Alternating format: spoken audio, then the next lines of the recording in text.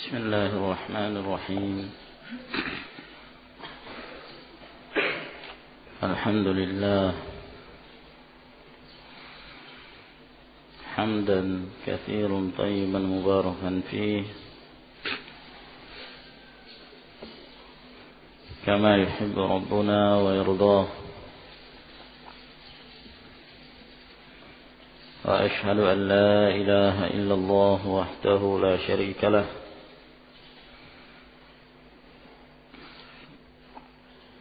وأشهد أن محمدا عبده ورسوله،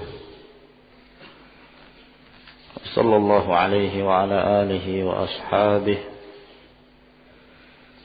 وسلم تسليما كثيرا. أما بعد،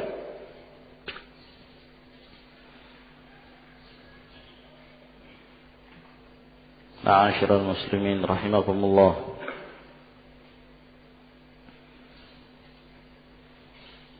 Pada pertemuan yang lalu kita telah sampai kepada penjelasan dianjurkannya memperindah suara pada saat membaca Al-Quranul Karim. Dan pada akhir pembahasan telah kita sebutkan hadis Al-Bara radhiyallahu ta'ala anhu, bahwa beliau mendengarkan Rasulullah sallallahu alaihi wasallam membaca pada salatul Isya surah At-Tin Az-Zaitun. Lalu beliau mengatakan, "Fama sami'tu ahadan ahsana sautan minhu." Aku tidak pernah mendengarkan seorang pun yang paling indah suaranya dari beliau sallallahu alaihi wasallam. Lalu kita lanjutkan kembali. Berkata Al-Imam Abu Zakaria Yahya bin Sharaf An-Nawawi rahimahullah ta'ala, qala al-ulama rahimahumullah, berkata para ulama rahimahumullah, fayustahabbu tahsinus sawti bil qira'ati wa tartibuha, dan disukai memperindah suara pada saat membaca dan menertibkan surah. Ya, ini setelah membaca satu surah, maka yang dibaca adalah yang berikutnya, kemudian yang berikutnya. Ma lam yakhruj an haddil qira'ati bit tamtid, selama memperindah suara tersebut tidak keluar dari batasan membaca yang benar, bit tamtid, dengan melantun-lantunkan bacaan Al-Quranul Karim, yakni melakukannya.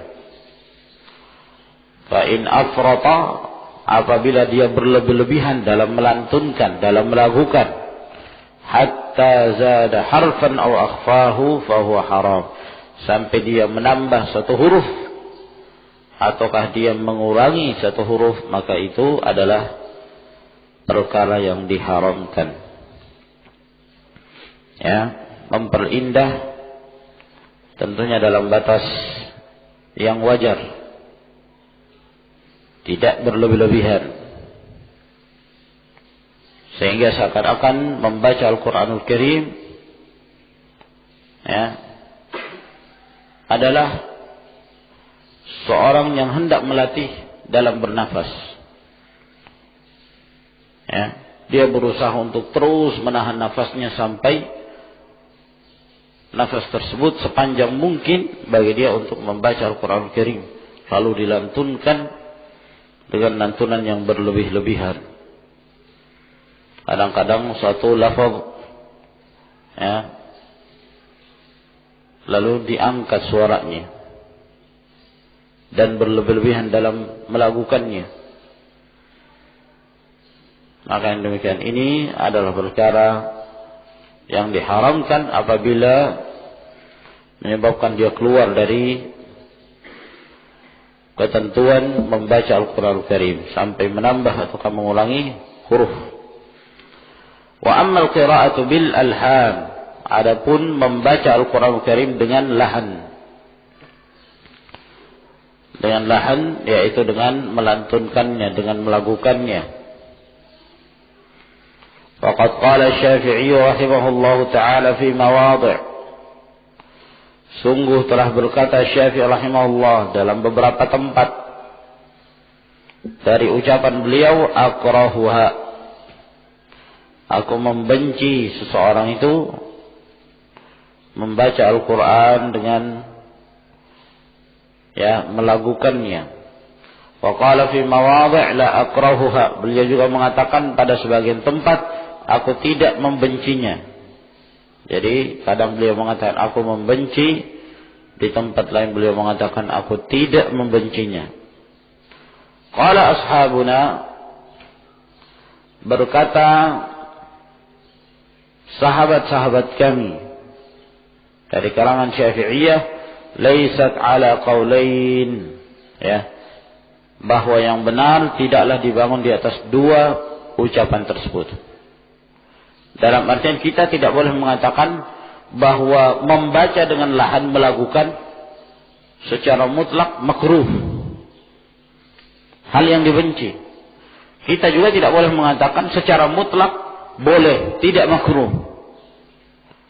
Bal fihi tafsil, namun kata beliau perlu dirinci. Yang sahih dalam hal ini adalah dirinci gimana keadaan membacanya.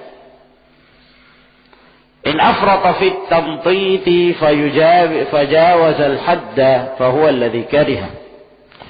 Apabila dia berlebih-lebihan pada saat dia melantunkan, melakukan bacaannya, maka melewati batas, maka itulah yang beliau benci. Melewati batas, takalluf, terlalu berlebih-lebihan. Wa illam yujawiz fahuwa alladhi lam yakrahu, dan apabila tidak sampai melewati batas, maka itulah yang beliau tidak membencinya.